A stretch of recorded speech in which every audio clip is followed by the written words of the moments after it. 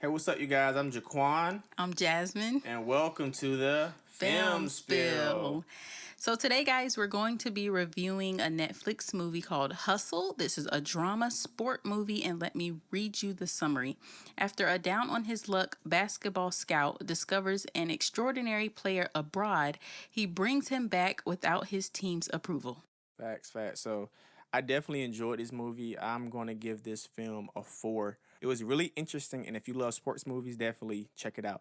So, let's get into my pros and my cons. So, my first pro that I liked about this film that I love seeing the Philly artist that was a part of the film as well. Like, I remember seeing Benny Siegel. He was in one scene. I remember seeing Freeway. I remember seeing Tierra Whack. It was a few artists that was a part of it, and I thought it was really dope having that representation since they was inside of Philadelphia. I thought that was dope. Also, I love seeing the NBA players that was actually a part of the film as well. So the NBA players and the personnel that was a part of the film. So that goes for other training coaches, other scouts. It was a lot of different people that was a part of this film that represent Philly as well. Doc Rivers was a part of it, who was the coach of the Philadelphia 76ers. They used the Sixers facilities. Tobias Harris was a part of it. He's a player for the Philadelphia 76ers. Seth Curry was back when he was a member of the 76ers. So it was a lot of people who was a part of the Sixers that was actually a part of that film, because if you watch the film, you'll see Hustle. Adam Sandler plays a guy who actually scouts for the Sixers. So I just really like that how they didn't make up no team. They utilized a team that we all knew and we was familiar with. So that was dope to see. Just like I stated before, this is a sports movie, and I love sports. So I love basketball. That's my favorite sport. So just seeing a film directed towards that was definitely eye opener. I love watching that. It was really dope to see, and I enjoyed it. My next pro was I like seeing Queen Latifah. I haven't really seen her in that many movies as of late, and it's funny that one of the most, mind you, it could have been another movie she was in. But I think another movie she played, it was a basketball movie. She was with Common. I think she dated him or something. So just seeing her back in that connection towards a sports film was really really dope. My next pro, I love a lot of Adam Sandler's movies. Like I love most of his movies. My favorite being Waterboy, and my new favorite was Uncut Gems, but I definitely can say Hustle was definitely one of those new favorites as well. My next pro was I really liked the story. I thought that was well put together. I like how they gave us insight on a day in life of a scout when we normally only hear about the players or coaching staff, but never the scouts.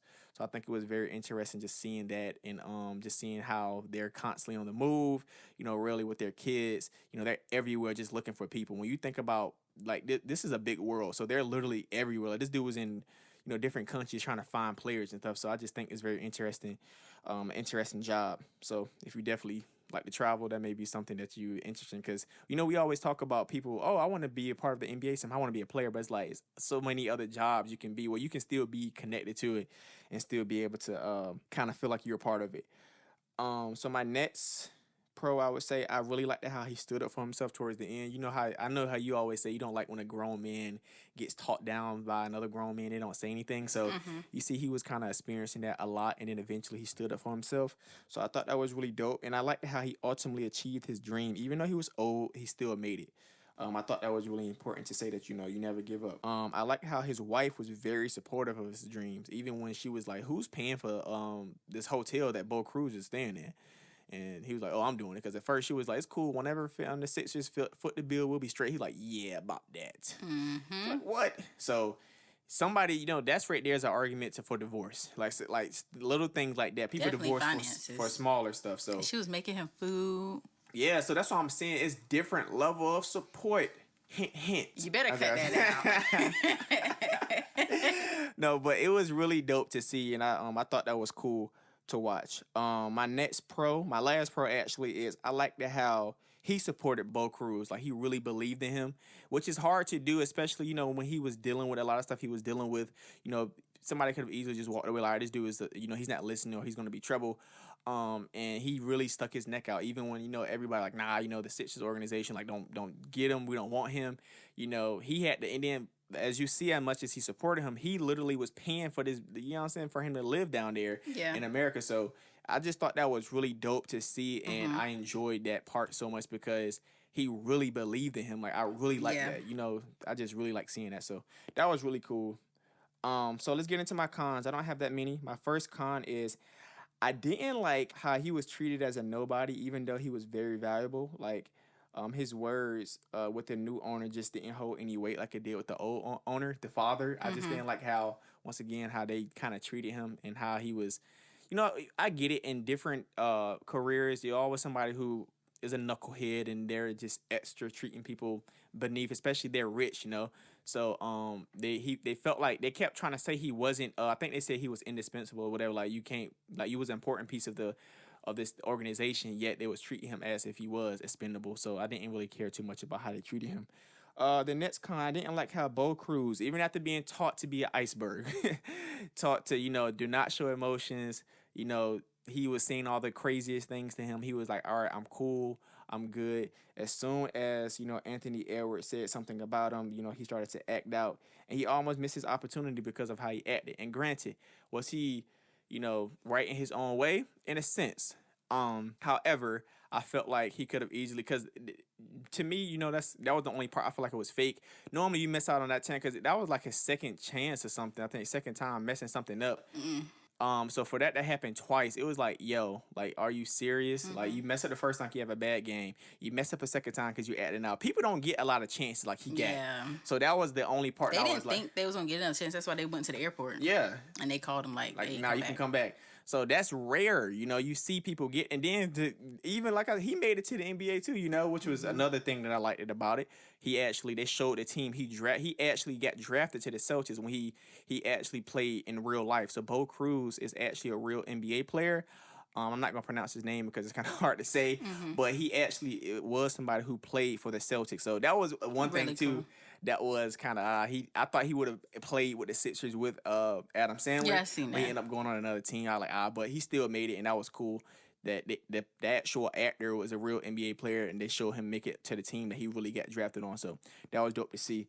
The last con I have, and before I get to the last con, I have to say this. I'm sorry, I forgot. One of my pros, I forgot my pro. Anthony Edwards to me did an amazing job. He was the one who was poking jabs to Bo Cruz. I thought he was dope, and not only him portraying the bad guy. Oh, you he talking about Kermit? Yeah, Kermit. That dude, you seen him hoop because he really can ball in real life. Like he was the #1 draft pick. He plays for the Timberwolves. So to see how he was balling, that was really dope to see. And just seeing how him actually embody that character, it was dope. Like, and I've seen reports, people say, "Yo, I want to see him in some more films."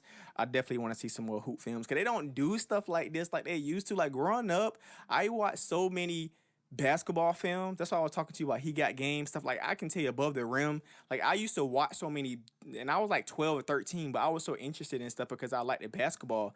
They don't have that many type of sports type of films. So it was interesting, and I'm glad that they made a film like this. So anyway, segue.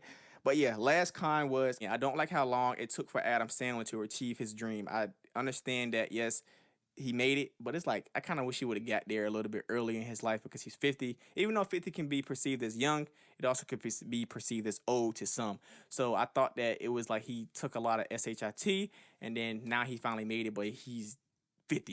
He's already, you know what I'm saying, to me, already in his golden year. So that was kind of the only harsh thing, but yeah, other than that, as you can see, I really liked this film. Okay, guys, I give this movie a 4 out of 5. It was really, really, really good. He basically hit on most of my points. Like he said, international scout, that life looks very hard, especially if you have a family. It was sad in the beginning when he finally got promoted to assistant coach, and then his boss passed away, and then his son, who was the new owner, makes him a scout again. So that was really sad. And like he said, how Adam Sandler was to Bo, like it's rare to find somebody like that today who will believe in you like that and put all this money into you and time into you, not knowing if it's going to pay off. Yeah, that's going to be hard to that's find. Rare. Like he was getting, like I was telling him, like, wow, he's getting up with him at 4 or 5 in the morning to do these workouts. It's not like he's telling him, hey, go work out at 5 in the morning and I'll see you later at 10 or something like that. He was out there with him, working out, driving the car or whatever. Like that's a lot. I liked how when nothing else was working to get him into the combine, they decided to try to make him go viral by doing the Bo challenge, where people were offered money to score on him. I think that was a smart marketing strategy. And who came up with that? Was that his daughter? Or his wife. I know his wife called, Queen Latifah called the dude to be called in Dr. it. J. But was it his daughter who came up with it? She's like, oh, we should, I think it was his daughter. His daughter said we should do the social media aspect of it. Very smart marketing strategy. Yeah. Like, because a lot of people say, oh, I can score on him. Like, that's, you know what I'm saying? And I think that was really cool, especially with money involved. More people are more willing to do it and stuff. Yeah. That was cool. That Kermit guy, like he said, I didn't know his real name, but he was annoying. But I know that's like real life stuff that happens. Yeah. But it was a happy ending because Stanley was a coach and then Bo got to play in the NBA. So it was, you know, a good ending or whatever. I seen a lot of people say it was mainly women. Like, even though they don't like sports, they love the movie, and I feel the same way. Like, I don't care about sports, but that was a really good movie. I seen a few people say that Adam Sandler and Queen Latifah look weird together. Like, they look awkward. Yeah. But I thought it was fine. Like, I love Queen Latifah. And they're actors acting in a movie. So I don't care if you don't look like a real couple. We know you're not a real couple. So I think that was cool. But it was one comment I seen that was like, I only seen it one time. Somebody said they think that the son might have killed the father to inherit the business. I'm like, what? I mean, what? I don't know. I would not put it past him because he definitely gave me those vibes. But yeah, that was just interesting. I seen somebody say that. But yeah, at the end, I give it 4 out of 5. It was a really good movie, and I recommend it.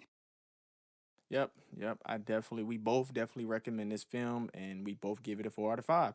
It was definitely dope. So you guys check it out on your own time. It was definitely interesting. And just like always, make sure you guys like, subscribe, and comment. Thank you.